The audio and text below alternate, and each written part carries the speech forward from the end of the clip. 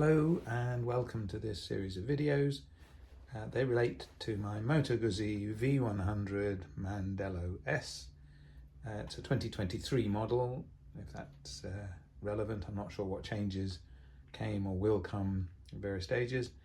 I used to have a MotoGuzzi Le Mans, which was really easy to work on, very simple to get access to everything.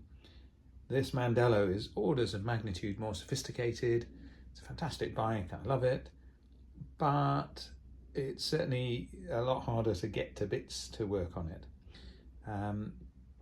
I want to do 4 electrical things. I want to improve the horn, because I think the horn's not very good, so I want to add decent horns. I want the sat-nav to be powered with the ignition, so when I turn the ignition off I want to power down the sat-nav as well. I want to add hand guards, and the hand guards I've got have daytime running lights and indicators, so I want to see if I can wire those to come on with the ignition as well. And finally, these bikes have a reputation that if you leave them standing for a while, the battery runs down because of all the electronics that are still active, immobilizers and so on. And so it has an Optimate. The previous owner fitted an Optimate lead, but I want to reroute that, make slight changes to that. So to get to all these bits, the first thing we need to do is to take this side panel off. This side panel is covering the petrol tank and air filter box and so on. It's a bit of a fiddle to get it off.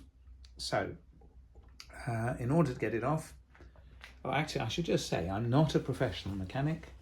I'd like to think I'm a reasonably competent amateur. I don't have a fully equipped proper motorbike workshop. I've just got a rather cluttered garage. You can see various bits and pieces in the background. But it's a relatively simple job to get the bits off. They say a fool learns by his mistakes, a wise man learns by the mistakes of others. So if you watch this video, hopefully you'll learn from my mistakes and you won't make any mistakes. In my old job, we used to have a saying, see one, do one, teach one. I never saw one of these coming off because there isn't anything on YouTube, which is why I'm making this video, so that you can see one. I have taken it off once and put it back together. So that's the do one, and now I'm showing you how as a teach one. So let's get started. What tools do you need to get the side panel off? Well, mostly it's a series of removing the fairing bolts. They're all hex drive, so you need a 4mm hex drive handle. Most of them, well, they're all aluminium, anodized aluminium, which is annoying because if you use a magnetic screwdriver bit, it'll pick up a ferrous metal screw, but it won't pick up the aluminium ones. They're not magnetic. There's one pair of screws that are difficult to get to. This wrench that I've got is slightly too long, so I can use this Allen key, and it's got a ball end on it, so I can angle it to get it in. So that's mostly it. There are a couple of Phillips screws. They're also aluminium. They are not terribly accessible.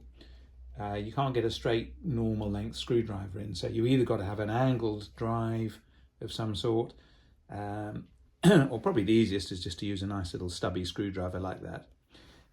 I like to collect all the metal bits that I take off, put them all in a tray like this. This is a magnetic tray, so it's great for the normal steel bolts, but it's not much use for all the aluminium ones that aren't magnetic.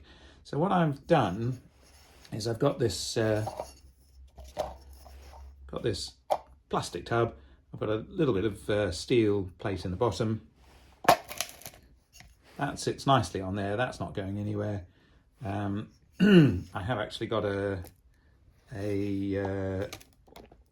MotoGuzzi tank lock fitting device on the around the petrol cap, and that is ferrous metal, so this sits nicely on there, and then I can collect all the screws in there, and for what it's worth I can store all these tools there as well.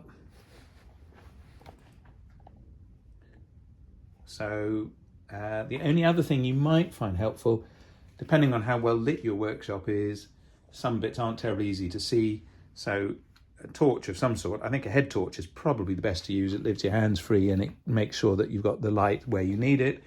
I've got various torches, some of which have magnetic clips and things, but of course there's not much that's ferrous to clip the magnet onto. So that's the setup. Let's start taking the bits off.